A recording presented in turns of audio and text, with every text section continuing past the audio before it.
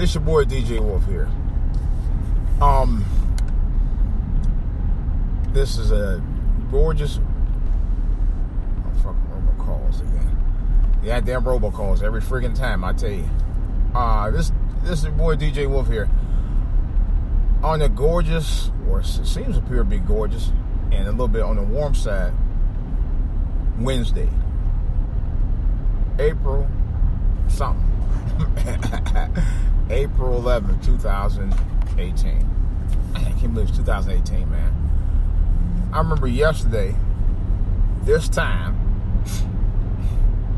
about 35 years ago, I received my driver's license. Well, I take that back. It wasn't this well. It was next month around this time, 35 years ago, in May. It was on either on a Wednesday or Friday. I actually took off school that day to practice in 1983. I was dating this hot, young, thick chick named Linda, man. Oh, my goodness. We were both the same age. And, man, oh, man. And then 3 months later, she broke my heart. Anyway, I'm over that. But anyway, I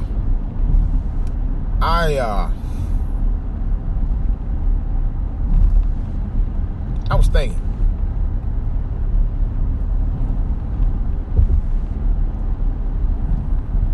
church families, and I'm still on that. But before I get to that, because I still got a few more things to talk about that, then I'm gonna move on from that for right now. Yeah, the brother of Stevante Clark, has done it again. Now, I don't have nothing against him personally. Somebody last night actually sent me a text on my YouTube channel in the comments, and of course he was talking. He was kind of like, "Yeah, why you gotta talk about him like that, nigga? You know, blah, blah, blah, blah." I'm like, shut the fuck up. First of all, it's my opinion. Okay. Second of all, it's my observation based on my opinion. You know. Third of all, the guy is a rapper. All right. And fourth of all, he didn't seem to be totally sincere about when he was talking about his brother and all of that. He really wasn't. It's almost like he just, they were just more like he was a buddy to him than a brother. That's what came off to me. I don't know. Just something about it just didn't add up to me. And I knew it from day one, but that's another story. The latest is now, someone on YouTube, someone pretty well known on YouTube, matter of fact, and a well-known rapper, I'm not going to say his name, you all probably know who it is anyway, had posted a video of Stevante Brown. Guess what he was doing? Going to a bank, and I don't know if it was cashing a check or withdrawing. He came out with a wad of cash. Of course, you know how all these rappers do now, a lot of rappers do now.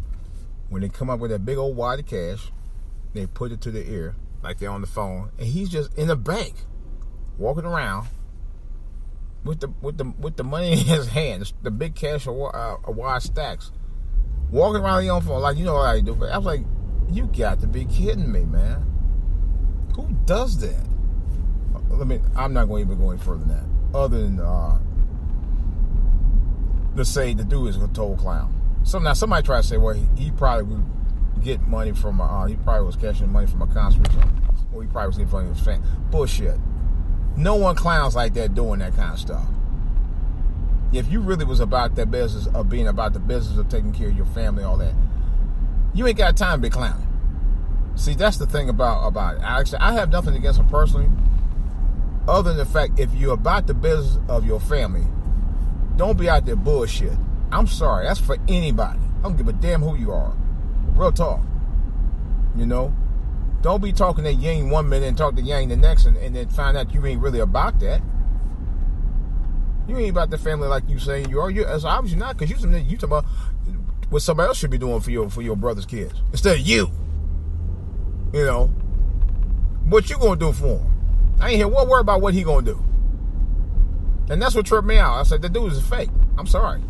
That's just that's the way I said. I'm calling it exactly like it is. He come off as very insincere, and he comes off very, I was like, he's really not. He doesn't come off as genuine for what he's trying. When he's talking about his brother, he don't come off genuine at all, and it's so obvious. It's so obvious. It's not funny. All right, let me get off of that for a second, man. I want to talk a little bit more about church because how can I put it? Then there was a song I sang one time in church called "Don't Talk About the Church," and it said, "Don't talk about the church." Quote: "Don't talk about the church if you don't know." That's exactly where it go. I forgot the name of our gospel group. I can actually pull it up. But you know what? Hey, notice a couple of things I didn't do. I didn't say the name of the church because a lot of churches are like this. So it wouldn't be just this one. Would be in isolation. Would be like this by itself. That's number one. I would never put any church out there like that. Number two,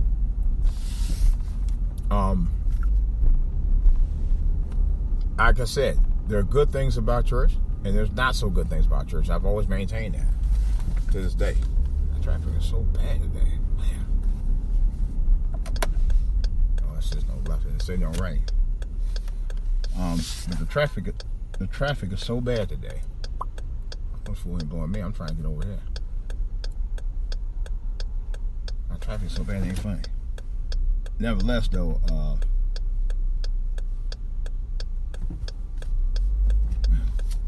at some point,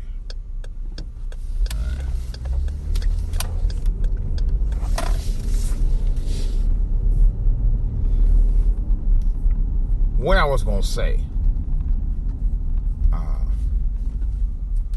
is this: you got your good, things about church, and you got your bad things about church. But I talk about that because I think there's things about church that are so that we could actually use to our advantage that we don't use to our advantage. Things that the church used to be about ain't about that no more. They're really not. That's the unfortunate part. And that's what I just still to this day don't get. You got the hierarchy of people in the church today who actually do have some type of influence. And you got the same hierarchy in church that has some type of influence that could be building communities a lot better than what we've been doing. But unfortunately, they're not. And that's the other point I'm trying to make about it. There's things that we could be doing now that we should put in place many years ago. And one of the good things that they do is that, like my church and like other churches, is that they do build scholarship funds for kids, for the youth, particularly youth that are members, and I do like that, and that's one of the reasons why I continue to support it. And in any case, though, we could be doing a lot more. A lot more. Like, I think there was a church years ago. Oh shoot, man! Like, one of the things they could be doing is these churches now could be building. We just had an accident down here. They did. Building community centers where churches can be tied into it. There's so much stuff, man. And there are other churches that I know of that are one that I went to when I lived in Cleveland, where they could have been doing a lot more. And I tried to get them to do more. They had rooms on top of rooms where we could have been doing a lot of different things, man. They could have expanded it. And I talked about that me and a friend of mine had talked about that for years over there. And now it's 2018. That church hadn't been open, or at least the original location had been open in 6 years. It broke my heart because we came up with so many ideas for it. And this was like in the early 80s. Me and my friend were junior deacons at the time. I'll never forget that. We talked about it on end. And matter of fact, almost ad nauseum. We talked about stuff like that. And, but for some reason, they didn't pay attention to what we were telling them. They really didn't. It's a damn shame. It's a damn shame. Never paid attention to anything we said about it. We were talking about all kind of stuff. We were talking about ways of bringing young people into the church, and where we could sponsor trips and stuff like that. We talked about stuff. Me and my friend, we talked about this and that when we were teenagers. We didn't know anything about it, but we talked about it. Of course, when we started talking about it, they gave that responsibility to the senior deacon, and I thought that we were being a little slighted because we knew kids in the area that we could have got. We actually did. One time did recruit a couple of kids from our neighborhoods. I had cousins and stuff come over there and go to church with us and stuff like that. And, but there are a lot of things that we could have done and we actually expounded on it and asked about it. We talked about it. We brought it up. But unfortunately, they didn't want to roll like that. At least not the way we thought they were going to do. And not only that, they left that all up to the adult deacon to get involved with, and nothing came of it. There's not much about it that I knew about. Nothing came of it. Nothing at all. It's a shame, too. It's one of the reasons why I actually got out of the church at the time. Well, it's almost like it's deja vu, almost over again, over 30 years later. Seriously. And I'm starting to feel some kind of way now.